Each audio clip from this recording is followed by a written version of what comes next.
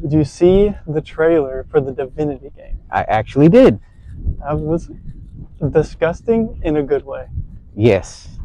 Coming from somebody that pretty much just plays Fortnite with his brother sometimes. Yes, a 40-year-old that plays Fortnite. Don't judge me. Yeah. We'll let this guy. We got strangers. Strangers. Other people. On to the thing, yeah.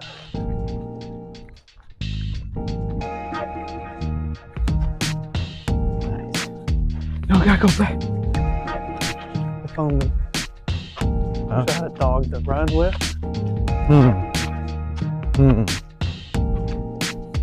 There you go. So we can. I mean, we're good now. Yeah, we're good now. We were talking about that dog. There's an artist named Healy out of Memphis, and he has a song named "Dim My Dogs." Dim My Dogs? Dim, D-E-M. Like Dim My Dogs. It's a really good song. Really good song. Okay. Main topic. Obviously, Thundercrawler Carl. Obviously. Before we get to that, I want to mention last night for us was the Game Awards. By the time we're filming this, I know you probably didn't watch too much of it. Clips. Did you see the trailer for the Divinity game? I actually did. That was disgusting in a good way. Yes. It was very, very grotesque. Very graphic. But it's the same people who made Baldur's Gate 3. It's Larian Studios. I don't know if you've played any of the Divinity Original Sin games. I haven't. I played a little bit of 2. Probably I think I got into Act 2 of Divinity Original Sin 2. So I've got a bit of time in it. And it's pretty good. I mean, you can definitely tell it's the same people who made Baldur's Gate as the ones that made Divinity. Oh, yeah, definitely from the trailer. Very good. It looks very interesting. The world, it looks really good. I'm excited because I don't know if you kind of followed, well, you just started playing Baldur's Gate. Right. But when Baldur's Gate 3 was getting very, very popular and they were coming out with big updates, they kind of announced that they were not done working on that game, but they weren't going to make any more Baldur's Gate games. There wasn't going to be a Baldur's Gate 4. Expansions or anything? No big expansions. The game was what it was, which is an amazing game. But I was kind of sad at that because it's such a good game.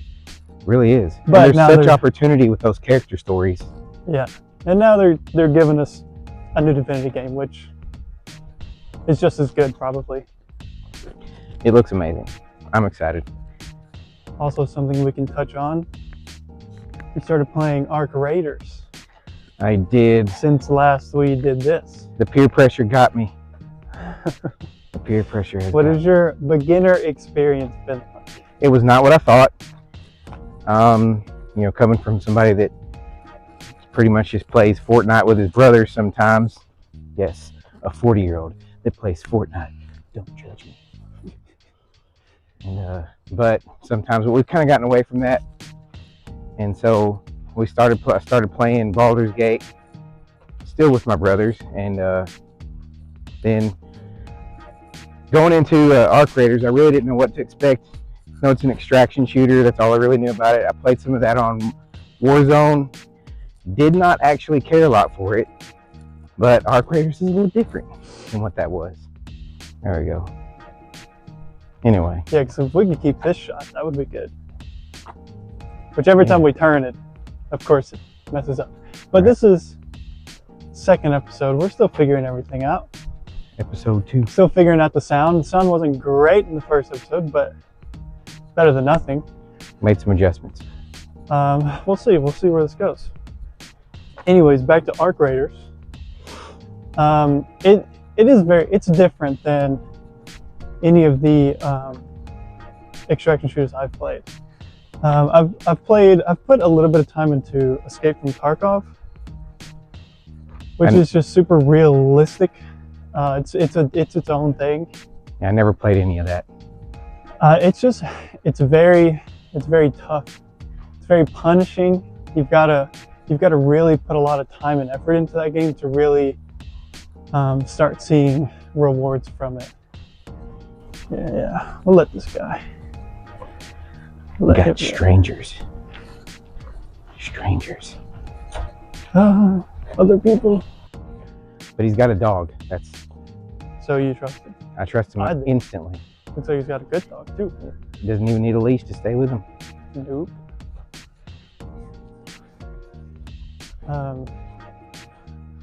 That's a good boy. That is a good boy. If only. If only. I tried to get one with Devin. Devin would show me, hey, they have this dog at this shelter. It's like a whole litter. We can get matching dogs. That's awesome. That's a level of commitment I don't know that we're at. But I do like Arc Raiders so far. It's more than just going into a map. And, you know, there's an element of what's the word I'm looking for here? Fear almost, because you don't know what to expect from the other players. That's always your unknown. But there's more opportunity than just shooting each other. You know, it's kind of like you're building your own brand of character and what they want to use, and you can kind of play how you want. If you want to take, if you want to shoot everyone on site and go that route, you can certainly do that.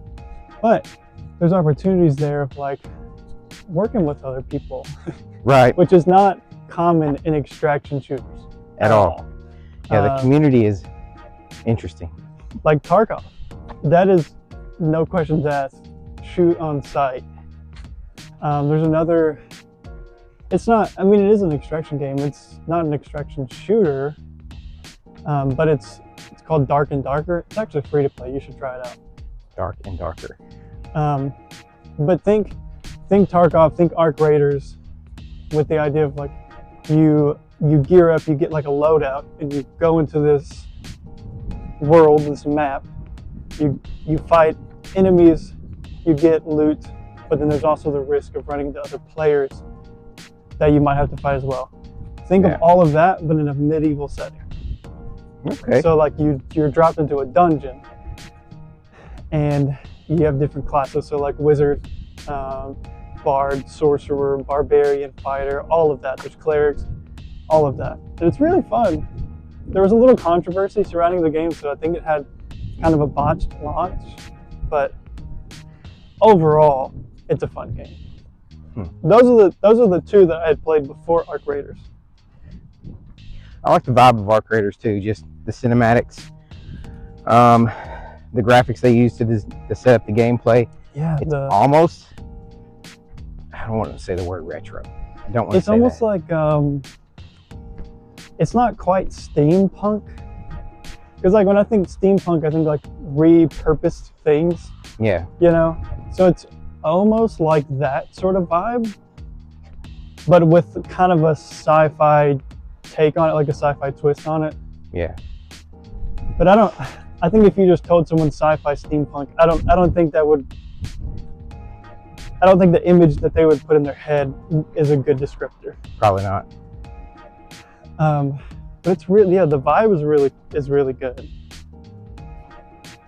And the game's fun. It is fun. Especially for you people that like instant gratification, or, you know, like I know me, and if my wife sends me a TikTok and it's more than 2.5 minutes long, I'm probably not going to watch the whole thing. You're not going to watch this, are you, babe? I hope you don't. Anyway. Probably not. She wouldn't make it this far, yeah. Because like if it's really long, I'm like, scroll to the next one. So the game, it's fast paced. You can extract when you're ready. So if you don't like something extremely long and drawn out, it doesn't have to be. Yeah. And I really like the arc, the enemies that you have to fight. I say I like them. They will. Sometimes I think the arc are just cranked to 10 on some maps. Like you go in and it's just like, dude, like me and Devin will often we'll be like gooped out of our mind, full inventories, and we'll be fat rolling, walking fat, and we'll get to this extract and there's a Rocketeer right above the extract. It's like, really? Yeah, for AI, I think it actually has a personality, a camper's personality. We'll come back to campers. If you look up their YouTube channel, the Embark Studios YouTube channel, they did a like 3-part little video essay on how they made the game and the evolution of the game, and they invented an entirely new system for how the AI moves. So they called it a locomotive system, and it's just really interesting to watch. I think it's only like 3 videos, they're like 30-45 minutes each, but it's really cool. Yeah, the campers, get out of here. Log off, because we're gonna find you. I saw a TikTok, and one guy, he was like guarding the extracts. So people would run up and think that he was extract camping, but he's not. He was guarding against extract campers. So in this TikTok, like one guy comes up and he's like, "Oh, like, are you trying to extract?" And he's like, "No, I'm gonna camp." He's like, "No, you should leave." And then another guy comes, and that first dude tries to shoot him, so they both team up, kill that guy. It's like, well, we tried to tell you not to. So that's what we need more in the game. Oh yeah, that's why I say the community is different than anything else. Oh yeah, yeah. And proximity chat it's a game changer for most any of those games like that. It's quite funny to tell us a story. You played with us for the first time in any video game in general, but on Arc Raiders the other night, and we're on trios. Trios is a little different. It's kind of shoot on sight for trios. Right. So we get in and we're looting. We hear gunshots, so we run over to it, and we end up downing a whole team. Or I think we only downed 2 of them. And I kill one of them, and I run up, and he is bleeding for his life. Like, please. And so I was merciful, and I spared him. And that was like just not an interaction that you get in pretty much any other extraction shooter. We killed his homie though. We did. We thirsted him before we killed the other guy. I found him hiding in a room. That's okay. All is fair in love and war. Okay. Let's talk Dungeon Crawler Carl. Dungeon Crawler Carl. You just finished book 2. Let's hear your immediate thoughts. Immediate thoughts is I instantly wanted to go into the 3rd, but I needed a minute. I needed just a minute. So it's been a couple of days since I finished it and not started anything else. You liked it? I did. I loved it. It was a lot of times book series can get touchy when it comes to, well, this book was better than that book. You hear that with Red Rising, which was the better book. And so far, book 2 held up to all the expectations I had rolling out of book 1, with how much comedy, how much drama, action, all of the things that it had in it, but it also took it a step further in letting you get to know the characters. So I think most people read the first book and they're like, holy cow, this is just crazy action-packed. And then the story starts to play out. The book ends. And then you get into book 2, the story carries on, and it gets immediately into all of the drama and the action and everything like that. But then you really get to start to know the people. And, and really in book 2, you kind of start getting glimpses into what they were like before the books, before like what Carl was like as a kid, which is really sad. Yeah. And I don't know where exactly it is that you start learning some of this stuff, so I won't spoil it for you or for them. But you actually start getting to know a little bit about what was going to happen with Donut. Yeah. Um, Well, they kind of allude to a little bit of that in book 2. He doesn't come out and say it, but he makes an inference that you kind of like, yeah. Screw you, Beatrice. That's all I'm going to say. True. And they picked their class. So if you don't know what Dungeon Crawler Carl is, it's a fantasy sci-fi book series, but it is what's the word? Of course, it leaves me now. Tabletop RPG, or literal RPG, not tabletop. A lit RPG. So in the book, in the story, Carl literally levels up. He gets stat points. He gains new skills, new abilities. Everything that you would see in a video game or a tabletop RPG. So it's pretty good. But on the whole first book, they keep building up to like book 3. You get to pick floor 3. You pick your class. So in the beginning of this book, they pick their classes, and of course, Carl goes with basically an anarchist class. I don't remember exactly what it's called. Primal anarchist. Well, primal is his race. Yeah, for race. Which I feel like something's going to happen with that too. But because they've not really revealed anything much about what those attributes are. Yeah. Basically, Carl's classes, he's really good at taking down the man. He is. Which makes a lot of sense for the story and what he is probably inevitably going to try and do, and take down the Borant Corporation and the powers that be that are running this evil game. Yeah. I think what is really cool, even into early on, because there's, 8 books out? It's 7. 7 books? 7 out. 7 books out. Even into the second book, there's so much allegory between some of the things that we experience in real everyday life now, with the charging of the political world and just society in general with classing. And it's neat to see how what we experience in reality versus how Matt Dinniman created this galactic universe and how they are acting too. So, we would like to think that alien species would be more intelligent and rise above how we act sometimes here on Earth. But would they?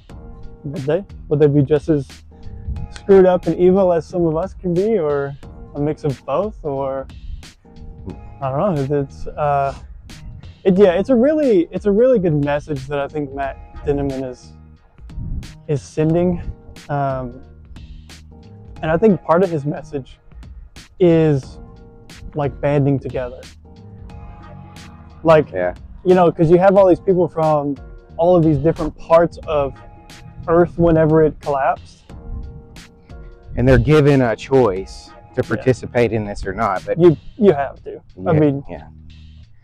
They pretty much annihilated the surface of the Earth. So you're allowed to stay on the surface and not go into the dungeon. But there's nothing there for you. There's no resources. Yeah. But I was talking to. Come on. Oh yeah, it'll get it. We're good. Then it should straighten. Yeah. I was talking to my wife the other night about it because I had read this really good section of the book. It was one of those where I just had to keep reading. Like, I would finish a chapter and be like, I have to keep going. I can't stop here. So I was telling her about kind of what was going on in the book that night. And I was like, it's kind of funny. If you just look at Dungeon Crawler on the surface, it's like, oh, this is a, funny little action-packed story. You have a talking cat. Carl doesn't wear shoes or pants because of an AI that has a weird foot fetish. Has it out for him. So you hear all of that and it's like, okay, this is just a stupid little book series. But man, I'm telling you, around like the 250 page mark of book 3, it is real emotional. Some characters get treated really badly, and there we go. You feel very bad for them. You get a little more into Carl and Donut's relationship, and then like Carl's backstory and why he is who he is and thinks the way he does. Yeah, it gets real emotional, which is kind of surprising for a book that it's just it's talking cat shooting lasers out of her eyes and Right. Carl smashing things with his feet.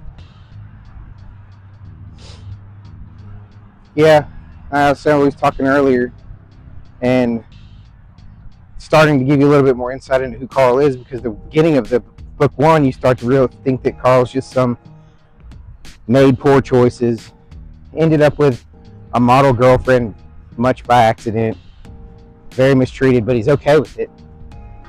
Like he knows, and he just has no confidence, no self-esteem. He doesn't want to stick up for himself, and taking care of this cat that he doesn't really like in the beginning. Into book 2, where you hear him say, spoiler alert, by the way. Spoiler. Yeah, he has the cat and Mongo sitting in his lap, getting ready to go to sleep, and he was like reflecting on all the people he's known, and he does not mention any of his actual family, just friends that he worked with. But he's looking around at this cat and this AI dinosaur, and he says, "This is my family." And so you start to be like, oh, you know, there's a deeper person here other than this. There's a story there that you're getting into. I'm not there yet, but he's giving you those tidbits now, and I kind of like that. And it's even more in the book 3 for something that you'll find out, but a new sort of side character comes in, and they sort of take this character under their wing. Did you meet Katya in book 2? Yeah, she's officially in the party at the end Okay, of yeah. book 2. So they take Katya in, and that whole situation it grows in book 3. They give you a little tease at the end of book 2 about Yeah. that. If you stay long enough for the prologue. You've got it. You have to read the prologue at the back of every book. You've got to. It's mandatory.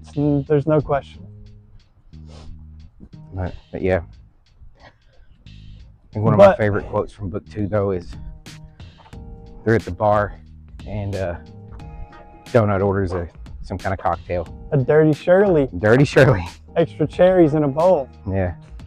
And Carl looks at me and is like, "Cats don't drink alcohol." And she says, "Well, they don't shoot lasers from their eyes either, but here we are, and Mama needs a night off." Yeah. There was one from book 1 that's like, did I just start a gang war between like meth dealing llamas and moonshine making goblins? Yes. Sure did, buddy. Sure did. Yeah, and only DCC fans will understand that. If you say that somewhere else, you're going to catch some looks. Yeah. Book 2 as a whole was very quick. Like, I thought. Yeah, it was quick. And also, and this is the beauty of Dungeon Crawler Carl. I didn't really know where the story was going in book 2. Like, they get this quest to like figure out who are they trying to fight? Oh, all of these women would go missing every night, and then their dead bodies would show up. They get this quest, but they don't want to do it. So the whole time I'm thinking like, this is probably like a side plot, like a plot B or C, you know, not the A plot. Yeah. And then one thing leads into another, and they kind of go through this, what I thought at the time was the side plot, and something bigger was going to be happening. And then it's like, boom, that's the end. Yeah. It wasn't bad by any means. No, it was very fast paced. The ending, yeah, like you get to those last 100 or so pages, and it is quick. But book 3, I will go ahead and warn you. you are not going to understand the world. Because, book one, they're in like dungeon, and then they're in like this, almost like a town in the second stage that they go to. And then book three, they're in kind of this like open world with towns and villages and stuff like that. Well, on the third floor, on the fourth floor, book three, floor 4. A little confusing. Fourth floor. Do we want to go straight? Yeah, let's go straight. Let's keep going. On the fourth floor, book 3, they're in a series of trains. Some of them were subway trains. Some of them were like coal engine train. They're all different trains. They're different train lines. They all go different directions. And there's like a whole like color coding system to them, but then some of them have weird names like the Nightmare Train. So I think there's actually like a forum somewhere that someone made like a graphic of all the train lines and where they go. Yeah. I could not tell you at all how they work, which direction the train lines go, what station they're in. I could not tell you. And they do reveal on the show at the end of book 2 that it's something they've never done before. Yeah. Also, something interesting about the fourth floor is Mordecai. Mordecai has now guaranteed freedom, quote, quote, quote. But he has to make it through, and now he's their manager. Yeah, he's their manager. Which we didn't talk about Donut's class. No, we didn't. Donut picked childhood actor. It's appropriate. If you're not, spoilers, this isn't like a big deal, a big spoiler. I'm just going to explain what her class is. Essentially, her class, the class childhood actor, she gets to change what her effective class is every stage. So like this stage, she might be like a blah, blah, blah necromancer. But then the next stage she goes on, the next floor they get to, she can change it. So she can kind of tailor make her class to the floor if they get information about it. Right. But the most important thing that came along with that was she got a manager, which turned Mordecai their sort of guide. Dungeon crawler consultant. It gave him more like jurisdiction, so he can actually come and see them. He can go out. He can go out with them, and he can do all these things with them that he could not do before. He can craft things for them. He can consult them on things. He can go into towns with them. So that was her big like thing that she got with her class. A little forced action here. Oh, into the woods. Into the woods we go. But yeah, book 3, floor 4, you are not going to understand how it works. But just go with it. Like, even better, read the books so you know what we're talking about. Well, this is my warning to you. Don't try and understand the train system. Just read it. Just read it. Just read it. Okay. I've been warned. I kind of think book 3 is my favorite one so far. Really? With that little section that I read yesterday, I know Devin was mad. I was blowing his phone up because he's already read all of them. So I was like, dude, no way they're about to do this. No way they're going to meet this person. No way they're going to do this stupid thing. Of course, the answer to all of that was yes. Yes. But yeah, you're in for a time with book 3 for sure. Good. I'm excited. I'm probably going to read Project Hail Mary first. Yeah, do we want to do our quick, what are we reading, watching, and playing? Yeah. Go ahead. I am fixing to start Project Hail Mary. I want to read it before the movie comes out. I've read The Martian, and it was really good. So I'm going to try to dig into that. And I like that style of writing. Something a little different than what I've been reading here lately. Sorta. But so, and then I'm playing Arc Raiders. Right. What are you watching? Anything? No, not watching anything currently. I'm taking a break from cinema. Oh. I'm still reading book 3. Probably finish it next week. I think I've got like, I don't know, 150, maybe 200 pages left. But reading book 3, Dungeon Crawler Carl, the Anarchist Cookbook. Watching a lot of The Burnt Peanut. Not a TV show, not a movie, but every night, 7 p.m., I'm throwing the Burnt Peanut stream on. Dude is insane, but he's so funny. He's pretty crazy. He's so funny. And then playing Arc Raiders, of course. I'm still playing Baldur's Gate. Yeah, I did start a new Baldur's Gate playthrough. Since we got to talking about it, made me miss it a little bit. Yeah. So, I'm doing a tactician run with a mod that adds extra encounters and mini bosses in there. Nice. So, some new stuff that I haven't seen before. But we are nearing the end. Nearing the end. Our journey comes to a close.